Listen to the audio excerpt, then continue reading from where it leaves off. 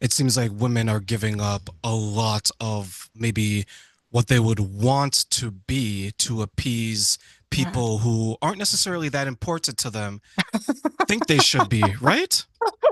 That is a fair way to put it, Terrain. Yeah, and they do. And again, it's nobody's fault. I mean, I speak with women obviously all the time about this, and we are just under the impression that this is how it is, right? And so, one of the reasons why I wrote the book, The Way of the Satisfied Woman, is so that we can start questioning how it is, because this world wasn't made for us. This world wasn't made for the feminine woman, and it's told us that we're not powerful, that we're less valuable, and that our gifts are not important. And that's a lie, because femininity is powerful. Femininity is fierce. Femininity has extraordinary qualities that, when brought forward, actually bring more balance to relationship, to our communities, to our careers, to our worlds. It creates connection. So we're really at a loss when we diminish the feminine. And, we see that a lot in this culture with this strong narrative and valuing of doing everything ourselves, that kind of DIY mentality where it's better if you've pulled up your own bootstraps, gotten it all done yourself, forged your own path, success at all costs, success even to the detriment of others. I definitely believed in it. I spent almost 20 years pursuing a career on my own. Katie bar the doors. I'll do it myself. Let me prove to myself and everybody else that I can do it. And we've fallen prey to this narrative that women not only should do it all for themselves and everyone else at all times, but they should never stop doing it all. Because as soon as we stop that externalization of energy, that doing everything for everyone else, the threat is that we're no longer of value and that we will be discarded. So it's kept feminine women really exhausted, burnt out, on their back foot, and in a place of disempowerment. And I challenge that, because I think as soon as we stop doing everything for everyone else and we start really receiving some energy from those around us, it actually creates a place of power and empowerment for the woman. How much of that do you think is from a woman's trauma from her past then? It's a great question. I don't want to be a Debbie Downer, but I think that for women, growing up in this culture is a trauma outside of whatever else we may experience.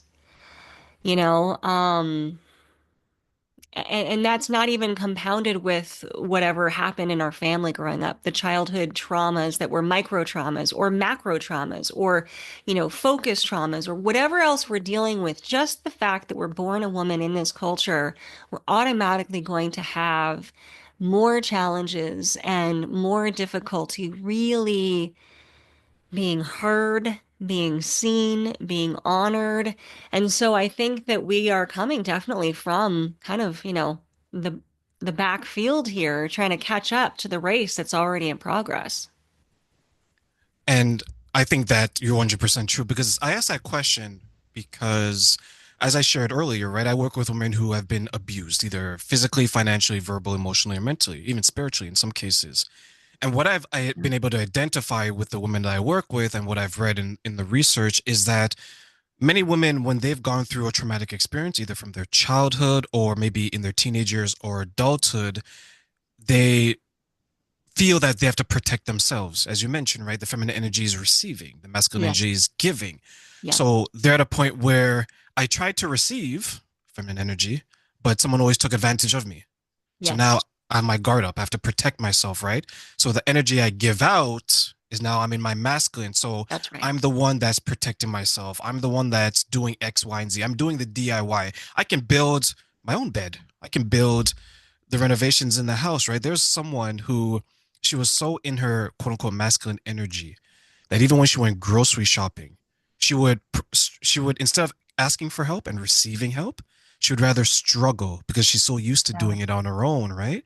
Do you see that in the people we're working with where they're so used to being on the defensive that even Yes, if you were to offer them help, it's a sign of attack. You're absolutely. thinking I can't do it, right? Yeah, I mean, you've hit the nail on the head. I actually write about it in the book. I call it donning the mask of the masculine.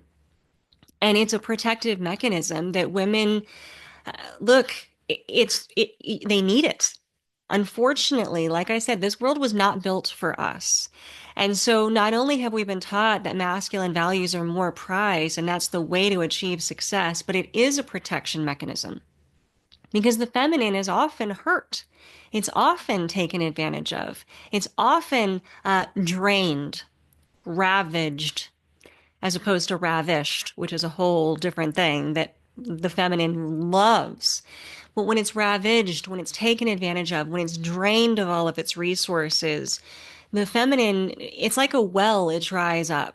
If the feminine doesn't have that replenishment, it becomes just this empty husk. And that's what happens to women. We become burnt out. We become exhausted. We become tired. We're more prone to things like autoimmune disorders, which are, I mean, the research is showing that they're inflammation and stress based. So we're at a complete disadvantage, and the only way we know how to get through that is to armor up, to man up for the world, to brace ourselves with this energy. And what happens is it actually, again, unfortunately, does everyone a disservice because as we man up, as we armor up, as we protect ourselves, we deny a healthy masculine counterpart the opportunity to offer his protection. As we man up and masculine up and armor ourselves for the world, we show the world that we are so capable of being in our masculine that the world responds by being in its feminine. And then we end up having to take care of everybody else. I can't tell you how many women I speak to, especially women in their 40s. There's growing numbers of statistics. Women in their 40s and 50s are initiating divorce because they suddenly realize that not only are they raising their children, they're raising their husbands too.